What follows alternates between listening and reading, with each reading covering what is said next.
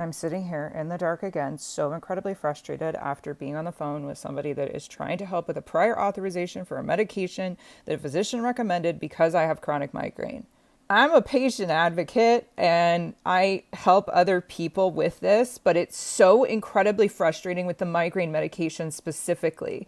There are so many good migraine medications that are on the market that help a lot of different patients, but we can't gain access to them because they're either not on formulary or our insurance companies are telling us that we need to try other medications that maybe we did in the past, maybe we don't want to because maybe it's a class of medication that we can't, before we can try the medication that the physician that we're seeing wants us to take.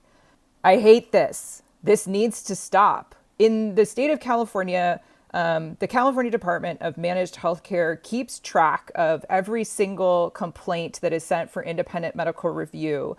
And you can go download that information and you can see exactly what types of medications, procedures, that sort of stuff is being denied and why they were being denied and whether or not they were overturned by the independent medical review process. And I can tell you that when I took a look at that list, because hopefully eventually I'll write a paper on it with an organization that I volunteer with, but when I took a look at that list, one of the medications and or treatment options like Botox and all these different, CGRP medications and Gepants and all this sort of stuff for migraine, they are the most frequently denied medications. And it looks, just on the base of it, I haven't delved real deep and done statistical analysis or anything, but it also looks like those medications are some of the ones that are most frequently overturned after the insurance company denies them. They're overturned by an independent medical review. Why? Because those medications are what patients need.